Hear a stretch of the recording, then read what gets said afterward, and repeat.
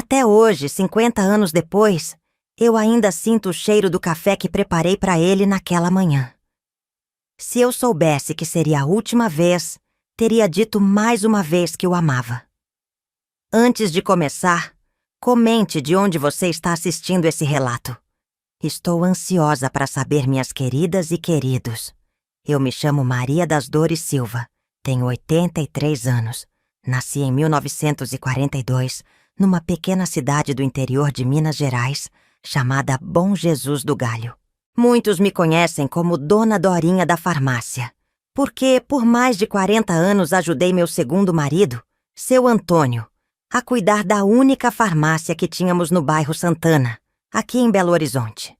Mas antes disso, antes de toda essa vida que construí depois, houve o Joaquim, meu primeiro amor, meu primeiro marido, o homem que me ensinou o que era felicidade e que me foi tirado tão cedo, tão repentinamente, que às vezes ainda acordo no meio da noite, achando que vou encontrá-lo do meu lado na cama. Também, pessoal, queria lembrar a vocês para se inscreverem no canal e curtirem o vídeo.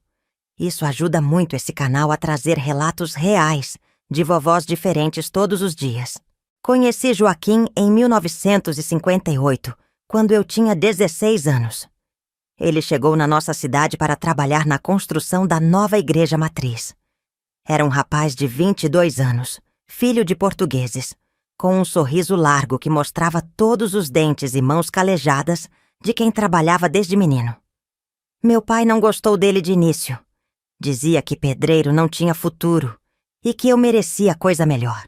Mas Joaquim tinha planos, tinha sonhos. Falava de construir a própria empresa um dia, de fazer casas bonitas para famílias felizes. Namoramos escondido por quase um ano.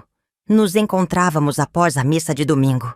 Trocávamos bilhetinhos através da minha prima Conceição. E às vezes ele aparecia, por acaso, no armazém onde eu ia comprar mantimentos para minha mãe. Joaquim era respeitoso. Nunca tentou nada que pudesse manchar minha reputação. Quando finalmente criou coragem para pedir minha mão, já tinha juntado dinheiro suficiente para comprar um terreno pequeno nos arredores da cidade e começado a construir nossa casinha. Nos casamos em janeiro de 1960, com uma cerimônia simples na igreja que ele mesmo ajudou a construir. Nossa casa ainda não estava pronta, então moramos os primeiros meses com meus pais. Joaquim trabalhava de sol a sol e à noite ainda ia adiantar nossa casinha. Eu ajudava como podia, carregando baldes de água, preparando massa de cimento, escolhendo as cores das paredes. Foi um tempo de muito trabalho, mas também de muita alegria e esperança. Em outubro daquele mesmo ano, nos mudamos para nossa casa. Era pequena, simples, mas para mim parecia um palácio. Tínhamos apenas o básico: uma cama, um fogão a lenha, uma mesa com 4 cadeiras que Joaquim mesmo fez e um armário para nossas poucas roupas. Mas era nosso lar, construído com nossas próprias mãos, com nosso amor. Os primeiros anos foram difíceis, como é para qualquer casal jovem começando a vida. Joaquim trabalhava em construções. Às vezes precisava viajar para cidades vizinhas quando aparecia serviço. Eu comecei a costurar para fora, para ajudar nas despesas. Lembro que minha primeira máquina de costura foi presente dele no nosso primeiro aniversário de casamento. Trabalhou dobrado por 3 meses para poder comprá-la. Em 1962, tivemos nosso primeiro filho, o Joaquim Júnior. Foi a maior alegria da vida do meu marido. Ele chegava do trabalho coberto de poeira e ia direto para o berço, só para ficar olhando o menino dormir. "Olha o que nós fizemos, Dorinha", ele dizia com lágrimas nos olhos. "Um pedacinho de gente que vai ser melhor que nós dois juntos." Os sonhos de Joaquim começaram a se realizar quando, em 1965, ele conseguiu um empréstimo no banco para comprar seu primeiro caminhão de material de construção. Não era uma empresa ainda. Era só ele dirigindo o caminhão, entregando material, fazendo pequenas obras. Mas era o começo de algo maior, ele dizia. E eu acreditava nele. Sempre acreditei. Nossa família cresceu em 1967, quando nasceu nossa filha Aparecida, que chamávamos carinhosamente de Cida. Nossa casa também cresceu. Joaquim conseguiu comprar o terreno ao lado e duplicou o tamanho, construindo mais 2 quartos e uma sala maior. Agora ele já tinha 2 rapazes trabalhando com ele, fazendo entregas e ajudando nas obras. Aqueles foram os anos mais felizes da minha vida. Éramos uma família simples, trabalhadora, mas nunca nos faltou nada essencial. As crianças eram saudáveis, estudiosas. Joaquim era um pai presente, carinhoso, que mesmo cansado sempre tinha tempo para brincar com os filhos, para me abraçar na cozinha enquanto eu preparava o jantar, para me dizer que eu era a mulher mais bonita do mundo, mesmo quando eu estava desarrumada, com farinha no rosto de fazer pão. No início de 1970, Joaquim começou a ter dores de cabeça fortes. Eu dizia para ele ir ao médico, mas ele sempre respondia que era só cansaço, que ia passar. Tinha tantos planos, tantos serviços encomendados.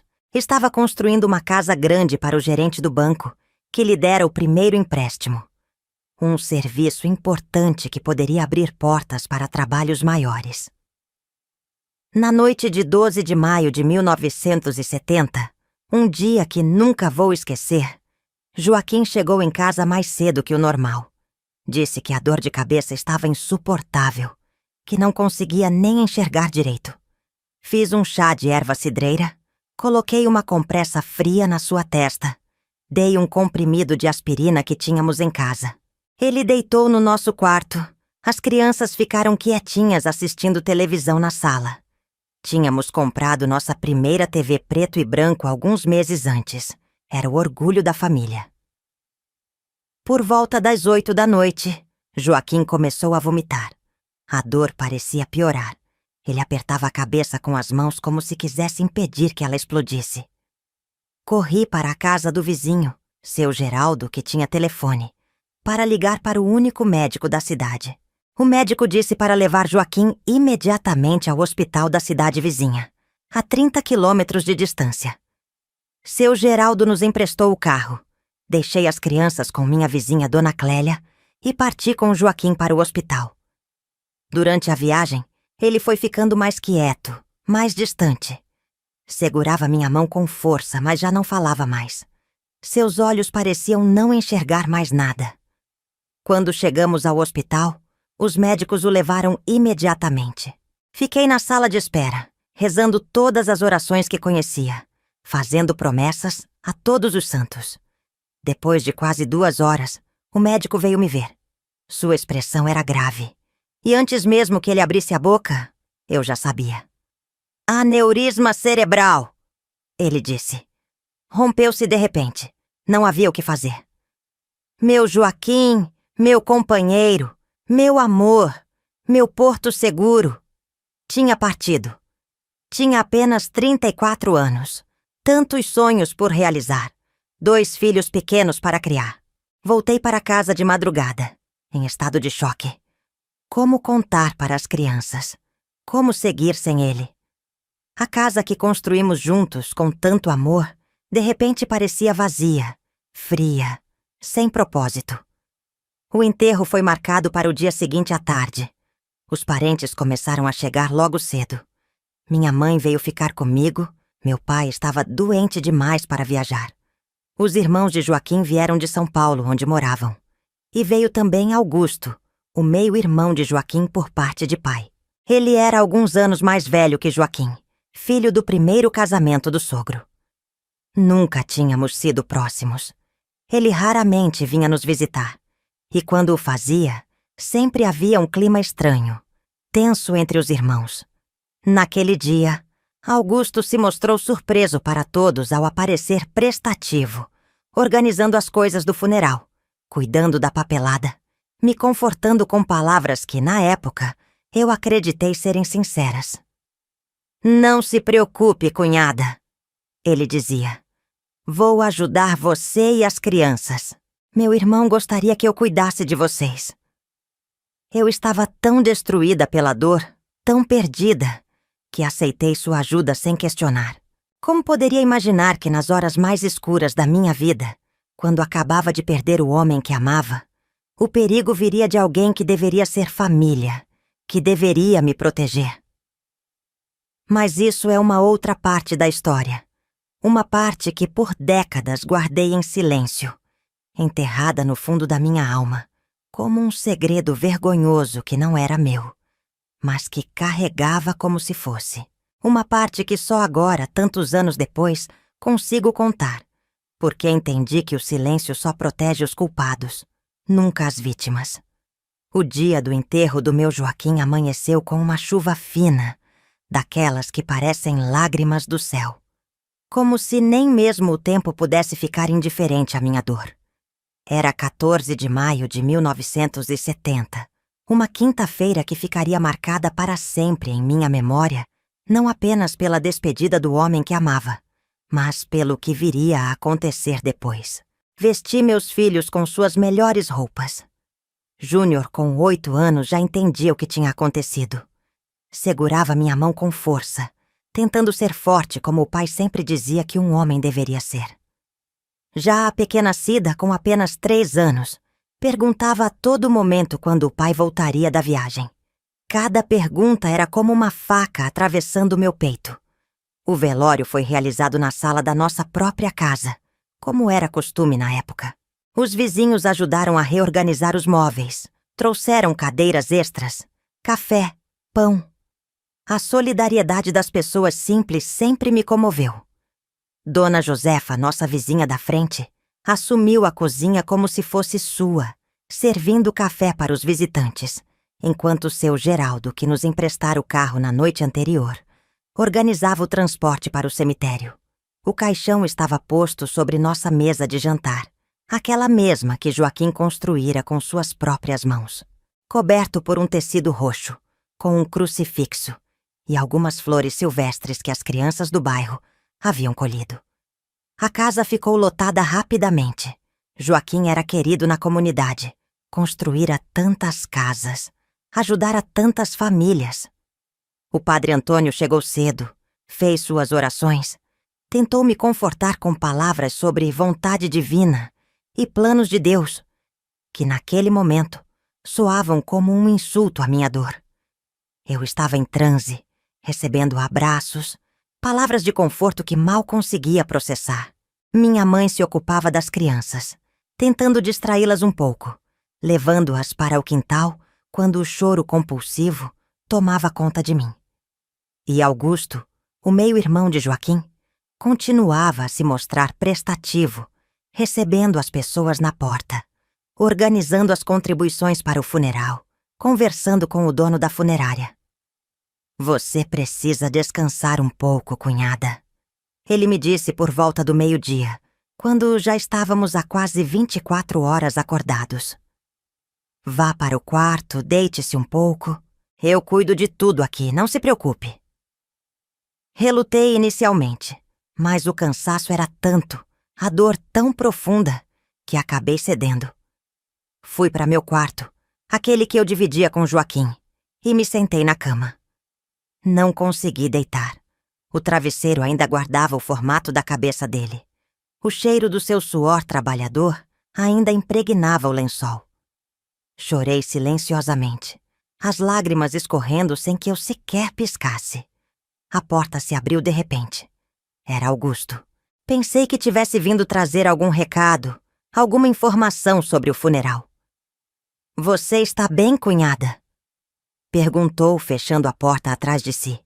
Havia algo estranho em seu tom de voz, algo que não consegui identificar de imediato. Estou só cansada, Augusto. Obrigada por ajudar com tudo, respondi, enxugando as lágrimas. Ele se aproximou, sentou-se ao meu lado na cama, muito perto, desconfortavelmente perto. Você sabe que sempre achei você uma mulher muito bonita, não é, Dorinha? Disse ele, usando o apelido carinhoso que só Joaquim costumava usar. Olhei para ele confusa, Um alarme soando em algum lugar distante da minha mente entorpecida pela dor. Augusto, acho melhor você voltar lá para fora. As pessoas vão precisar da sua ajuda. Tentei dizer, mas minha voz saiu fraca, trêmula. Ninguém vai sentir minha falta por alguns minutos, respondeu ele, colocando a mão no meu joelho. Além disso, você vai precisar de um homem para cuidar de você e das crianças agora. Joaquim gostaria que fosse eu. Tentei me levantar, mas ele agarrou meu braço com força, me puxando de volta. Seu rosto estava diferente agora. Uma expressão que nunca tinha visto antes. Um misto de desejo e raiva que me gelou o sangue. Me solta, Augusto! Isso não está certo. Seu irmão acabou de morrer. Implorei, tentando manter a voz baixa para não alarmar os convidados na sala. Meu meio-irmão, corrigiu ele com uma frieza que me assustou ainda mais. Aquele que sempre teve tudo. O favorito do papai, o queridinho da cidade, o homem de família perfeito. E eu? Eu sempre fui o bastardo, o filho da outra, o que nunca era bom o suficiente. Enquanto falava, sua mão subia pela minha perna, seus dedos apertando minha carne com uma violência contida. Tentei empurrá-lo, mas ele era muito mais forte. Com um movimento brusco, ele me jogou contra a cama, seu corpo pesado sobre o meu, sua respiração quente e acre contra meu rosto. Agora você é viúva, Dorinha. Uma mulher sozinha com 2 crianças pequenas. O que vai fazer? Como vai sustentá-los? Eu posso ajudar, sabe? Posso cuidar de vocês. Mas você precisa ser boazinha comigo, entende? Suas mãos começaram a puxar meu vestido preto de luto, sua boca buscando a minha, enquanto eu virava o rosto. Lágrimas de desespero e humilhação correndo pelo meu rosto. Tentei gritar, mas ele cobriu minha boca com uma das mãos. Grita e eu conto para todo mundo que você me seduziu no dia do enterro do seu marido. Quem você acha que vão acreditar? Em mim, o irmão enlutado? Ou em você, a viúva sem vergonha? Naquele momento, ouvi a voz do meu filho do outro lado da porta. Mamãe, vovó está te procurando. A distração foi suficiente para que eu conseguisse empurrar Augusto com toda a força que consegui reunir. Ele perdeu o equilíbrio, caindo ao lado da cama. Já estou indo, meu filho. Consegui responder, ajeitando rapidamente meu vestido amassado. Augusto se levantou, ajeitando a roupa, o rosto contorcido numa expressão de fúria contida. Isso não acabou, cunhada. Pense na minha proposta. Você vai precisar de mim. Saiu do quarto antes que eu pudesse responder. Fiquei ali, tremendo, sentindo-me suja, violada, traída. No dia em que deveria estar me despedindo do meu amado marido, fui atacada por alguém da própria família. Alguém que deveria estar me apoiando, me protegendo. Lavei o rosto com água da bacia que tínhamos no quarto. Tentei recompor minha aparência o melhor que pude. Não podia me dar ao luxo de desabar agora. Meus filhos precisavam de mim. O funeral precisava acontecer. A vida precisava, de alguma forma incompreensível, continuar. Saí do quarto e me juntei novamente aos convidados. Augusto estava lá, conversando com alguns homens como se nada tivesse acontecido. Quando nossos olhares se cruzaram, ele sorriu. Um sorriso que só eu podia interpretar corretamente. Uma promessa sinistra de que aquele momento terrível no quarto seria apenas o começo. O cortejo para o cemitério saiu por volta das 4 da tarde. Caminhamos lentamente pelas ruas de paralelepípedos da nossa cidade. O caixão carregado por amigos de Joaquim, seguido por uma procissão de pessoas vestidas de preto, guarda-chuvas abertos contra a chuva que continuava caindo. No cemitério, sob um céu cinzento que parecia refletir minha alma, escutei o padre rezar a última bênção. Vi o caixão de Joaquim descer à terra. Joguei a primeira pá de terra sobre ele, como manda a tradição. Meus filhos choravam abertamente agora, finalmente compreendendo a finalidade do que estava acontecendo. Abracei-os com força, como se pudesse protegê-los do mundo cruel que havia nos roubado Joaquim. E, naquele mesmo dia, roubado também a pouca dignidade que me restava. Durante todo o tempo, sentia os olhos de Augusto em mim, calculadores, pacientes, como um predador esperando o momento certo para atacar novamente. A cerimônia acabou. As pessoas começaram a se dispersar, voltando para suas vidas normais enquanto a nossa tinha sido destroçada para sempre.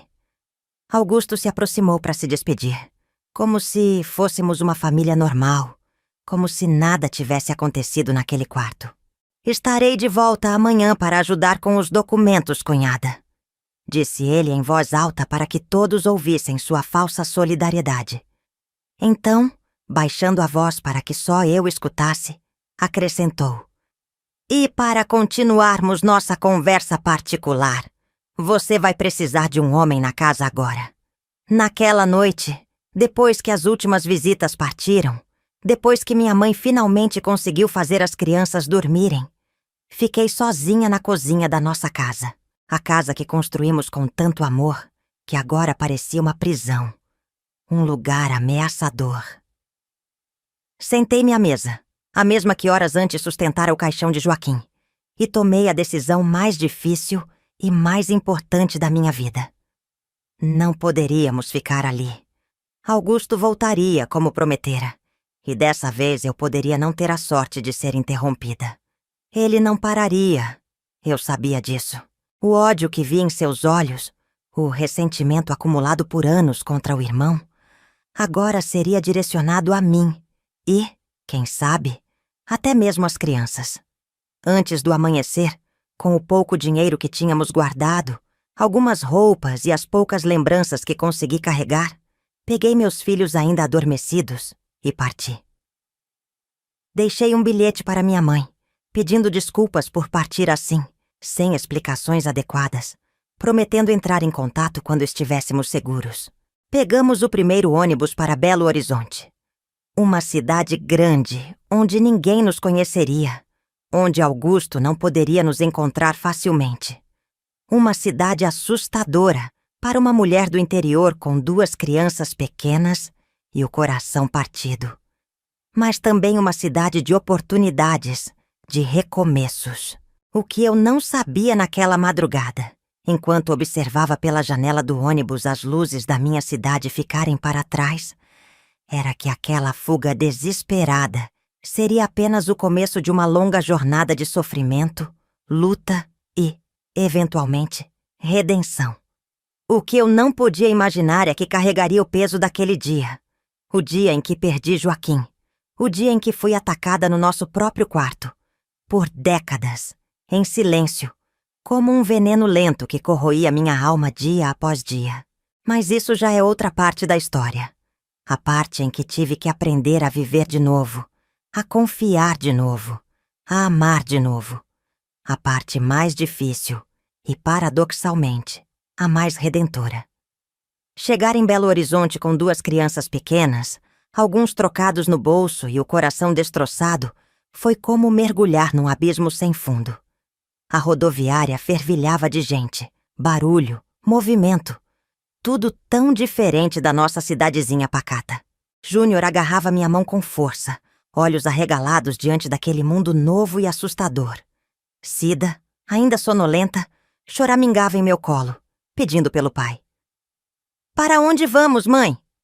perguntou Júnior, a voz pequena, quase engolida pelo burburinho da estação. Engoli em seco. Para onde? Eu mesma não sabia. "Primeiro vamos tomar um café e pensar, meu filho." Encontramos uma lanchonete na própria rodoviária. Com o pouco dinheiro que tínhamos, pedi um café para mim e pão com manteiga e leite para as crianças. Sentados ali, cercados por desconhecidos apressados, tentei organizar meus pensamentos. Tinha cerca de 3 contos de réis comigo. Todas as economias que Joaquim e eu guardávamos em uma lata de biscoitos escondida no quarto. Não duraria muito tempo. Uma senhora de idade sentou-se à mesa ao lado, observando-nos com curiosidade. Percebendo meu desamparo, Iniciou conversa. A senhora está bem? Parece perdida. Algo naqueles olhos bondosos, emoldurados por rugas profundas, me deu coragem para contar parte da verdade. Acabei de chegar do interior com meus filhos. Meu marido faleceu e precisávamos de um novo começo. A senhora que se apresentou como Dona Clotilde apertou minha mão com compaixão. Está procurando onde ficar? Conheço uma pensão barata e decente no bairro Floresta. A dona é minha comadre. Posso apresentá-la. Aquela oferta inesperada de ajuda foi como um fio de esperança em meio ao desespero. Aceitei imediatamente. Dona Clotilde nos levou até a pensão da Dona Jurema, uma casa grande e antiga, convertida em quartos de aluguel, principalmente para estudantes e trabalhadores solteiros. Por misericórdia, ou talvez pelo olhar suplicante da amiga, Dona Jurema nos ofereceu um quartinho no fundo, junto à lavanderia. Não é o ideal para crianças, explicou ela. Mas é o que posso oferecer por enquanto. O aluguel é mais barato, e você pode ajudar na lavanderia para abater no valor. O quarto era minúsculo. Uma cama de solteiro, um colchonete no chão, um pequeno armário e uma mesinha. O banheiro era compartilhado com outros hóspedes. Nada comparado à nossa casinha construída com tanto amor em Bom Jesus do Galho. Mas era um teto sobre nossas cabeças. E mais importante, era longe de Augusto. Nos primeiros dias, me debati entre o luto pelo marido e o trauma do abuso sofrido. Acordava sobressaltada no meio da noite, sentindo o peso do corpo de Augusto sobre mim, sua respiração no meu rosto. Nessas horas, abraçava Cida, que dormia comigo na cama estreita, e chorava silenciosamente para não acordá-la. Júnior, tão pequeno ainda, assumiu uma postura protetora que partia meu coração. Não chora, mãezinha, dizia ele deitado no colchonete ao lado da cama. Papai está olhando por nós lá do céu. Durante o dia, trabalhava na lavanderia da pensão, esfregando lençóis e toalhas em tanques enormes, estendendo-os no varal do quintal, passando-os com ferros pesados, aquecidos no fogão a lenha. Meus dedos ficavam enrugados e rachados pelo sabão cáustico. Minhas costas doíam do esforço repetitivo. Mas cada dor física parecia insignificante, comparada à dor que carregava na alma. Dona Jurema permitiu que as crianças ficassem na cozinha da pensão durante o dia, onde a cozinheira, uma senhora negra forte, chamada Zulmira, as alimentava com as sobras das refeições dos hóspedes e as entretinha com histórias enquanto trabalhava. Júnior logo começou a frequentar a escola pública do bairro, mas Cida ainda era pequena demais. Após 3 meses na pensão, senti que precisávamos de algo mais. O trabalho na lavanderia mal cobria nosso aluguel, e precisávamos de dinheiro para comida, roupas, material escolar. Comecei a procurar outros serviços, qualquer coisa que pudesse fazer enquanto Cida ainda precisava de cuidados. Foi Zulmira quem sugeriu a costura. Tu não disse que costurava no interior, menina? Tem uma máquina antiga parada no porão. Se a Dona Jurema deixar, tu pode fazer uns remendos pros hóspedes. Sempre tem alguém precisando pregar botão, ajustar barra de calça. A máquina era um modelo antigo da Singer, com pedal, bem diferente da minha que ficara para trás. Mas funcionava, e minhas mãos lembravam do ofício. Comecei fazendo pequenos reparos para os hóspedes da pensão, trocando zíperes, remendando rasgos, encurtando calças. Logo a notícia se espalhou e comecei a receber encomendas da vizinhança. Um dos hóspedes, seu Armando, era caixeiro viajante e me trouxe retalhos de tecidos bonitos de São Paulo. Com eles costurei algumas roupinhas para Cida e, quando saía com ela na rua, as outras mães perguntavam onde eu havia comprado. Assim nasceu meu pequeno negócio de roupas infantis, peça por peça, luta por luta. Nesse meio tempo, escrevi para minha mãe. Uma carta breve, sem muitos detalhes, apenas dizendo que estávamos bem e seguros em Belo Horizonte, que as crianças sentiam falta dela, mas que ainda não era hora de voltar. Pedi que não contasse a ninguém, especialmente a Augusto, onde estávamos. Não mencionei o ocorrido no quarto. Não tinha coragem, não tinha palavras. A resposta de minha mãe veio semanas depois, trazida por um viajante que fazia o trajeto entre nossa cidade e a capital. Ela escreveu que Augusto havia procurado por nós, furioso com nossa partida repentina. Inventara histórias. Dissera que eu havia roubado dinheiro de Joaquim que pertencia à família, que era uma viúva ingrata que não respeitava o luto. Minha mãe, conhecendo-me, não acreditou em uma palavra, mas me alertava que ele continuava procurando. Esse aviso reacendeu meu medo. Durante meses não saí do perímetro da pensão e arredores, temendo encontrá-lo. À noite trancava a porta do nosso quartinho com cadeira, cômoda, tudo o que podia empurrar contra ela. O menor barulho me fazia sobressaltar. Júnior começou a ter pesadelos, sentindo meu medo constante. Certa vez, em 1971, quase um ano após nossa chegada a Belo Horizonte, tive certeza de ter visto Augusto na feira do bairro.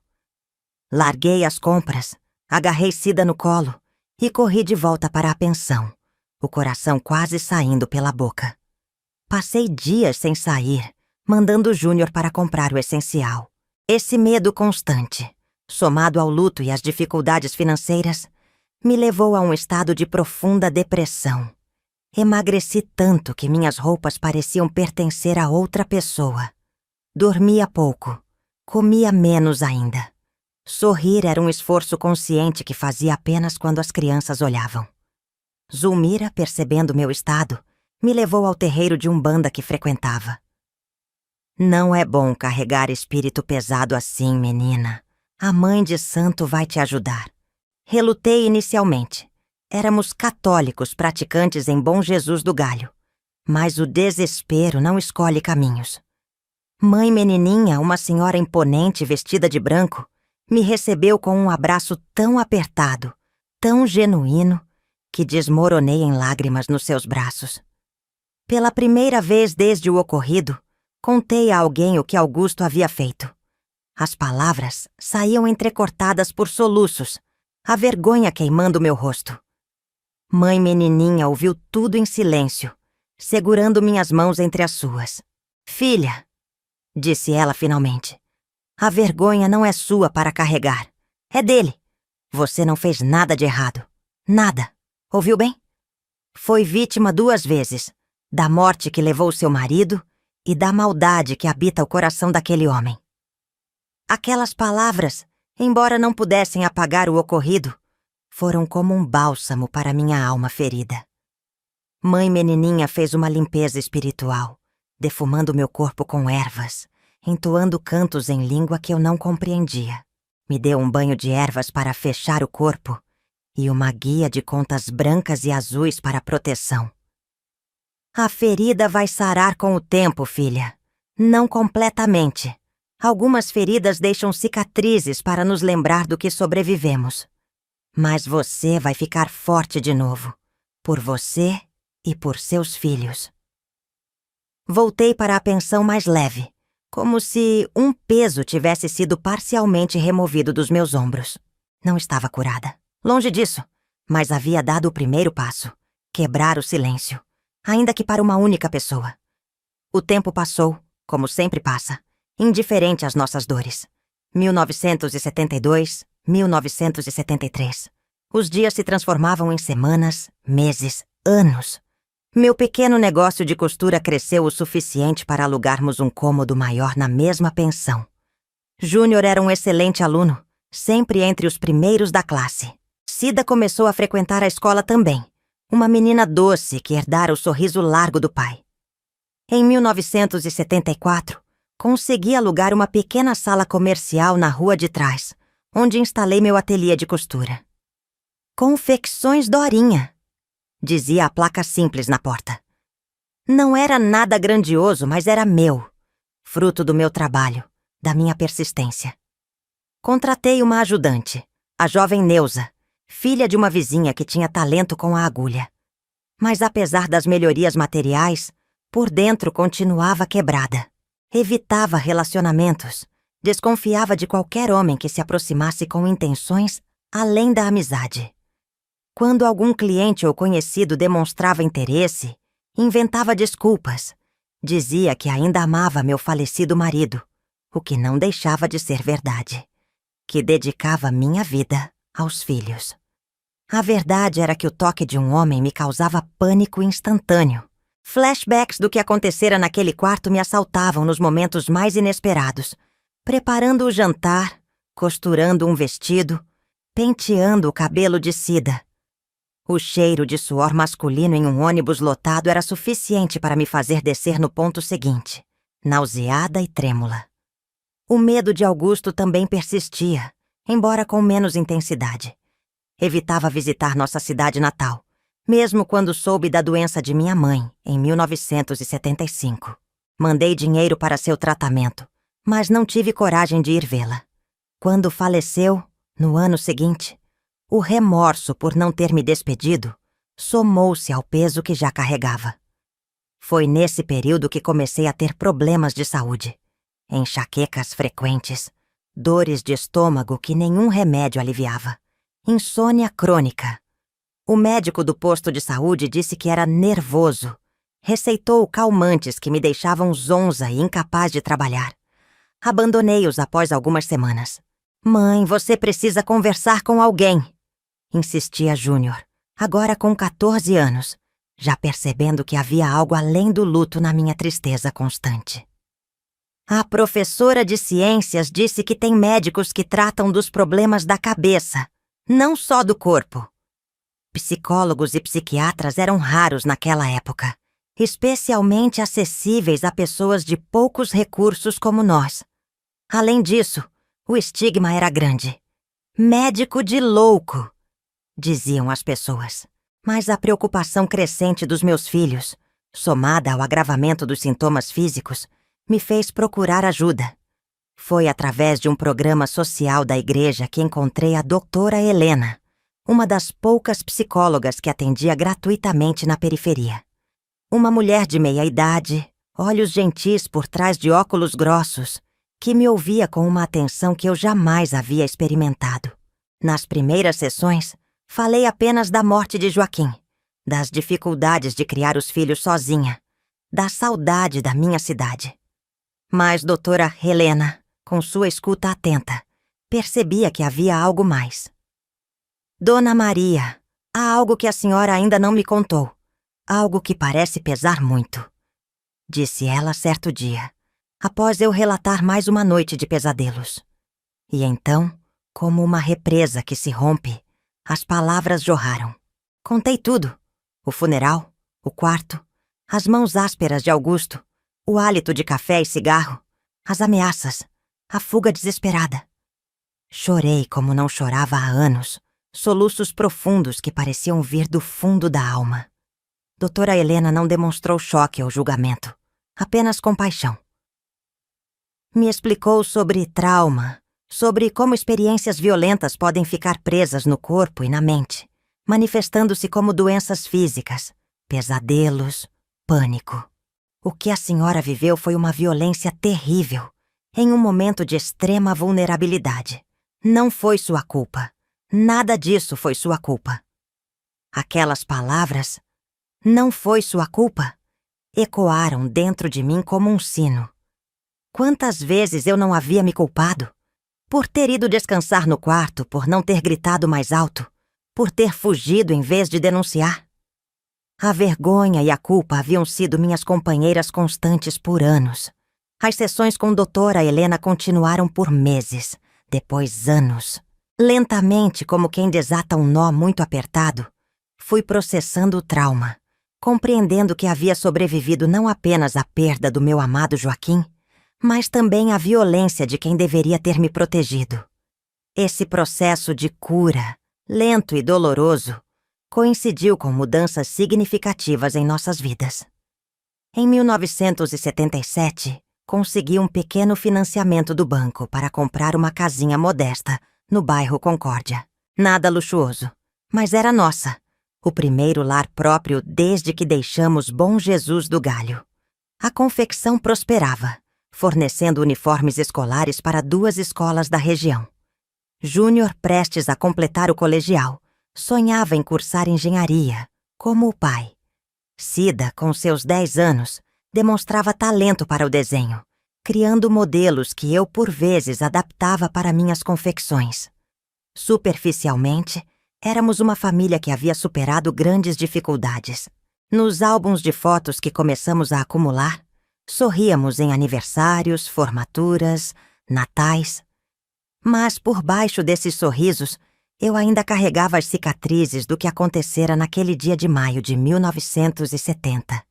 Cicatrizes que, como mãe menininha previra, jamais desapareceriam completamente, mas que começavam finalmente a doer um pouco menos. O caminho para a verdadeira cura, porém, exigiria mais de mim. Exigiria que eu enfrentasse não apenas o passado, mas também o futuro. E, principalmente, que enfrentasse meu agressor. Algo que, até então, parecia impossível. Foi em julho de 1978, numa tarde chuvosa típica do inverno mineiro, que o passado finalmente me alcançou. Eu estava no ateliê, ajudando Cida com um trabalho escolar, enquanto a máquina de costura descansava. A sineta da porta tilintou e, quando levantei os olhos, meu sangue gelou nas veias. Augusto estava ali, parado na soleira, o chapéu gotejando água da chuva, 8 anos mais velho, mas com o mesmo olhar que me assombrava nos pesadelos. "Finalmente te encontrei, cunhada", disse ele, a voz carregando aquele tom que só eu reconhecia por trás da aparente cordialidade.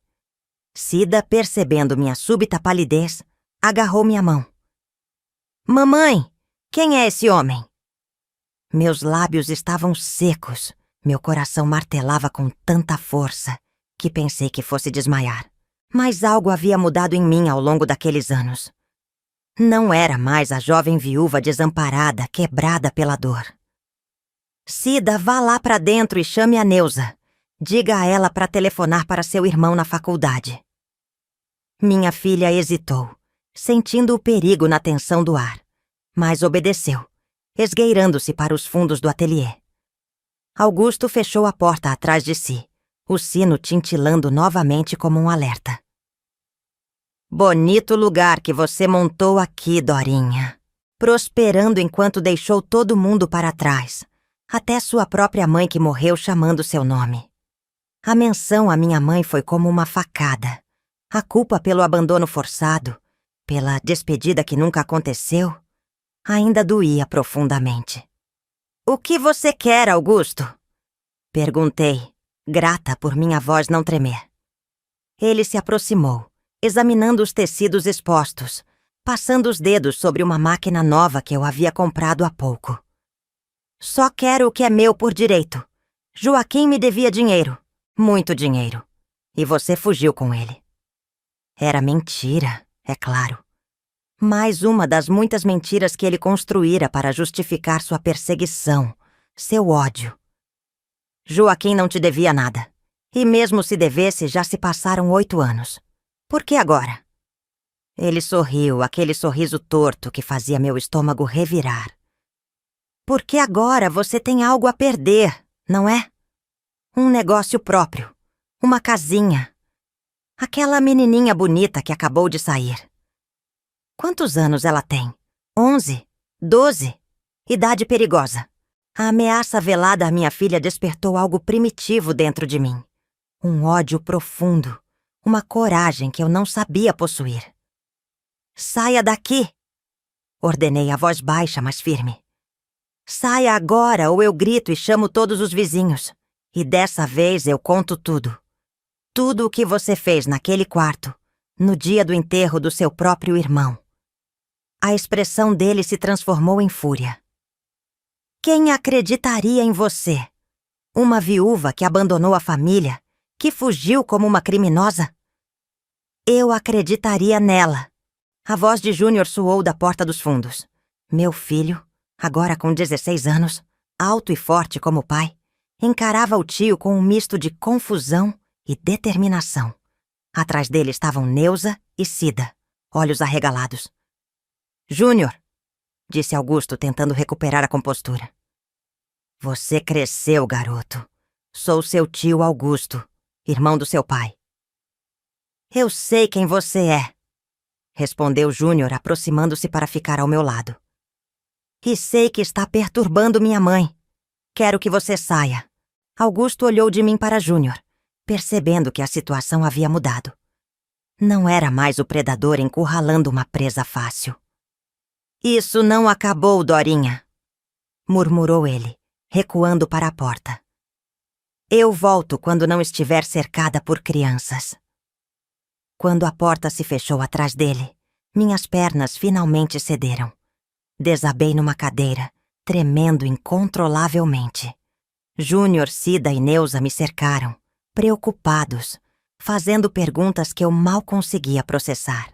Naquela noite, depois que Cida adormeceu, sentei-me com Júnior na cozinha de nossa pequena casa. O relógio de parede marcava quase meia-noite quando finalmente encontrei coragem para contar a verdade ao meu filho. No dia do enterro do seu pai, comecei, a voz quase inaudível. Narrei tudo, cada detalhe doloroso que havia guardado por 8 longos anos. A cada palavra, sentia um peso se erguendo dos meus ombros, mas via também a dor e a raiva crescerem nos olhos do meu filho. Por que nunca me contou, mãe? Perguntou ele quando terminei, lágrimas silenciosas escorrendo pelo rosto jovem que tanto lembrava Joaquim. Vergonha, medo, culpa. Queria proteger você e sua irmã. Vocês eram tão pequenos. Júnior segurou minhas mãos com força. Vamos à polícia amanhã. Ele precisa pagar pelo que fez. Balancei a cabeça, exausta. Filho, já se passaram 8 anos. Não há provas. É minha palavra contra a dele. E naquela época, essas coisas eram ainda mais abafadas do que são hoje. Então, o que vamos fazer? Esperar que ele volte? Ameaçar você de novo? Ou pior, fazer algo com a Cida? A menção a essa possibilidade fez meu coração apertar. Não, eu não permitiria que a história se repetisse. Não com minha filha. Na manhã seguinte, fui ao consultório da doutora Helena fora do meu horário habitual. Contei sobre a visita de Augusto, sobre a conversa com Júnior, sobre meu medo renovado. Maria, disse ela usando meu primeiro nome como raramente fazia. Chegou a hora de você decidir. Continuar fugindo ou enfrentar isso de uma vez por todas. Como? Perguntei genuinamente perdida. A justiça não funciona para mulheres como eu. Há outras formas de justiça além dos tribunais, respondeu ela com uma firmeza incomum. A verdade também é uma forma de justiça. Naquela tarde, tomei uma decisão que mudaria o curso das nossas vidas. Chamei Júnior e Cida para uma conversa séria. Vamos voltar para Bom Jesus do Galho. Anunciei. Preciso enfrentar o passado para que possamos ter um futuro em paz. A viagem foi marcada para o final de semana seguinte. Deixei Neuza encarregada do ateliê e, com o coração pesado, mas resoluto, embarcamos no ônibus para nossa cidade natal, que não visitávamos desde aquela fuga desesperada em 1970. A cidade havia mudado pouco. As mesmas ruas de paralelepípedos, a igreja matriz que Joaquim ajudara a construir, a praça onde nos encontrávamos secretamente durante o namoro. Cada esquina guardava memórias que me assaltavam como flashbacks vívidos. Nossa antiga casa ainda estava lá, agora ocupada por outra família. Parei em frente por alguns minutos, contemplando silenciosamente a varanda onde Joaquim e eu planejávamos nosso futuro, nas noites quentes de verão. Ficamos hospedados na casa de tia Genoveva, irmã de minha mãe, a única familiar com quem mantive contato mínimo ao longo dos anos. Embora surpresa com nossa visita repentina, ela nos recebeu com lágrimas de alegria, especialmente ao ver como as crianças haviam crescido. Você vai ao encontro da Irmandade de Nossa Senhora amanhã à tarde? Perguntei casualmente durante o jantar. Tia Genoveva confirmou com a cabeça. Toda quinta-feira, como sempre. Por quê? Quer vir comigo? Quero. Na verdade, gostaria de falar com as senhoras, se for possível. Minha tia pareceu intrigada, mas não questionou. A Irmandade reunia as mulheres mais influentes da cidade. Esposas de comerciantes, professoras, viúvas respeitadas, incluindo a cunhada de Augusto, Dona Carmela, uma senhora severa que comandava a Irmandade com mão de ferro. Na quinta-feira, vesti meu melhor vestido, um azul marinho discreto que eu mesma costurara, e acompanhei tia Genoveva até o salão paroquial. Cerca de 20 mulheres estavam presentes, muitas das quais reconheci imediatamente, apesar dos anos passados. Houve burburinho quando entrei. A viúva que fugira no dia seguinte ao enterro do marido, abandonando a família, causando escândalo. Os olhares curiosos, os cochichos mal disfarçados, não me intimidaram como teriam feito anos atrás. Dona Carmela, agora com os cabelos completamente brancos, presidia a reunião. Quando chegou o momento dos assuntos diversos, tia Genoveva ergueu a mão. Minha sobrinha Maria das Dores gostaria de dirigir algumas palavras à Irmandade, se as senhoras permitirem. Houve hesitação, olhares trocados, mas a curiosidade prevaleceu. Dona Carmela assentiu secamente, cedendo-me a palavra. Levantei-me, as mãos ligeiramente trêmulas, mas a voz firme. Agradeço a oportunidade de falar às senhoras. Sei que muitas de vocês devem ter perguntas sobre minha partida repentina há 8 anos atrás. Hoje vim responder essas perguntas e contar uma verdade que mantive em silêncio por tempo demais. O salão mergulhou em silêncio absoluto enquanto eu narrava, sem omitir detalhes, o que acontecera naquele quarto, durante o velório de meu marido. Falei do abuso, das ameaças, do terror que me fez fugir no meio da noite com 2 crianças pequenas. Falei dos anos de luta para sobreviver, do trauma, dos pesadelos e, finalmente, da visita recente de Augusto ao meu ateliê, das novas ameaças. Quando terminei, o silêncio era ensurdecedor. Algumas mulheres choravam silenciosamente, outras olhavam fixamente para as próprias mãos. Dona Carmela estava pálida, os lábios comprimidos em uma linha fina. Por que deveríamos acreditar em você? Perguntou finalmente, a voz trêmula de emoção contida.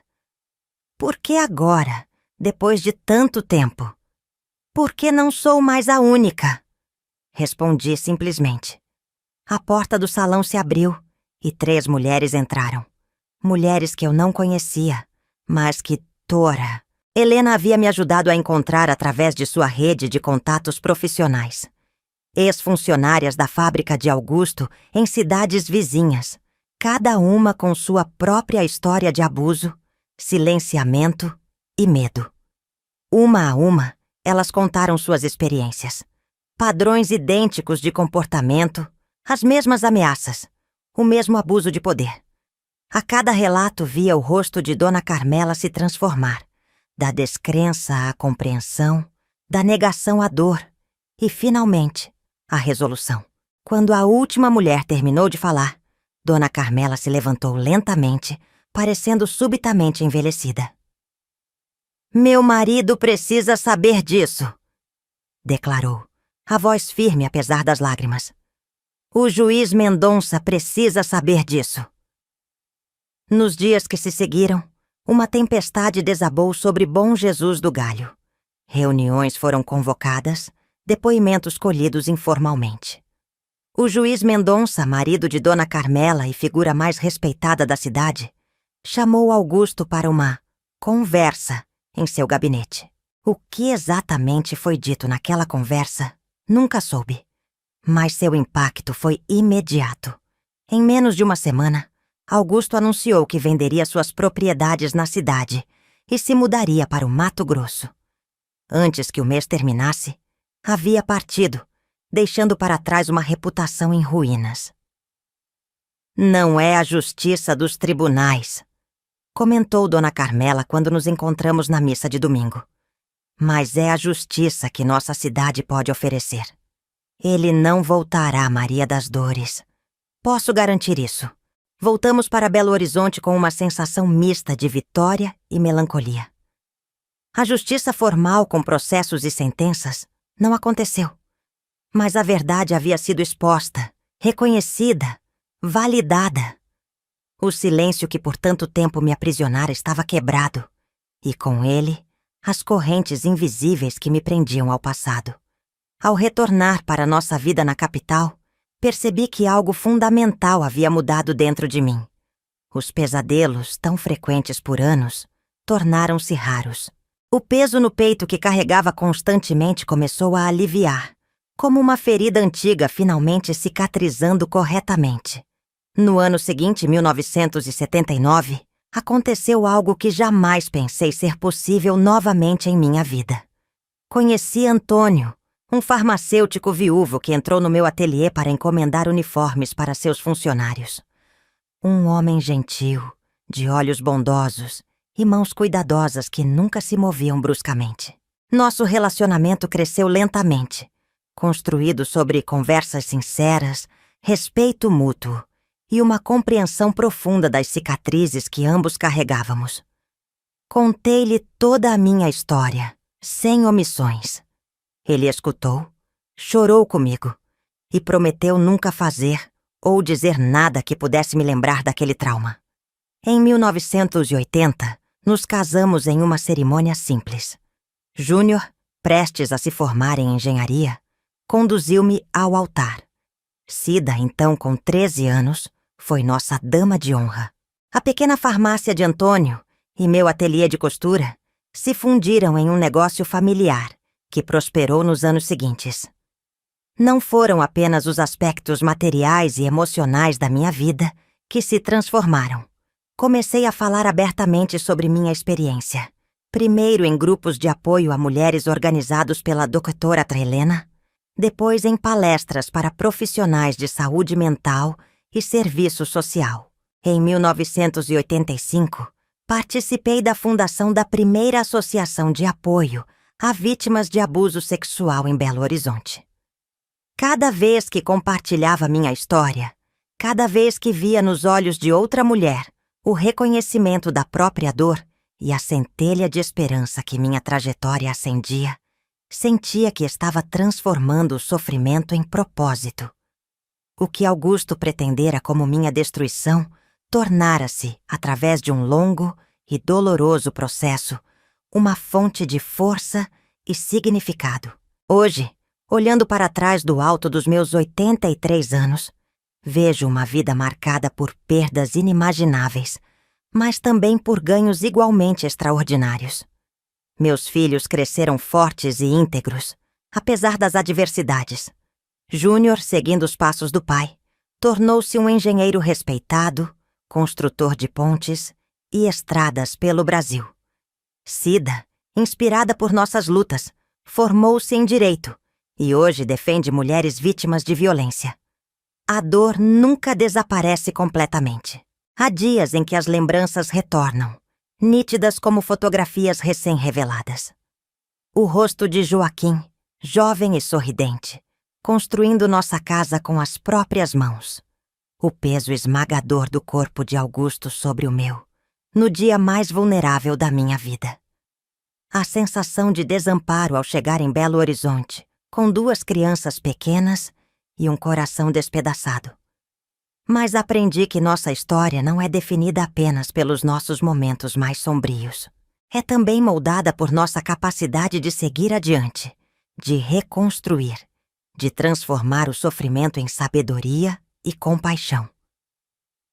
É isso que tento ensinar às mulheres jovens que hoje me procuram, buscando conselhos ou simplesmente uma ouvinte que possa compreender sua dor. Não permita que a violência que sofreu determine quem você é. Digo a elas, permita que ela revele quem você pode se tornar. Quando olho para minhas mãos hoje, enrugadas e marcadas pelo tempo, Vejo nelas a história da minha vida. Mãos que costuraram tecidos e sonhos, que secaram lágrimas de dor e de alegria, que seguraram filhos e netos, que escreveram cartas e depoimentos, que se ergueram em protestos e se juntaram em orações. Mãos que um dia tremeram de medo, mas que aprenderam a se erguer em defesa própria e de tantas outras. Essa é minha história. Uma história de perda, sim, mas também de encontro. De trauma, sim, mas também de cura. De violência, sim, mas acima de tudo, de superação. E se hoje a conto, sem vergonha e sem medo, é para que nenhuma outra mulher precise viver décadas em silêncio, carregando sozinha o peso de uma culpa que nunca foi sua. Se você se emocionou com minha história de vida, se inscreva no canal e curta o vídeo. Isso me ajuda muito. Até mais!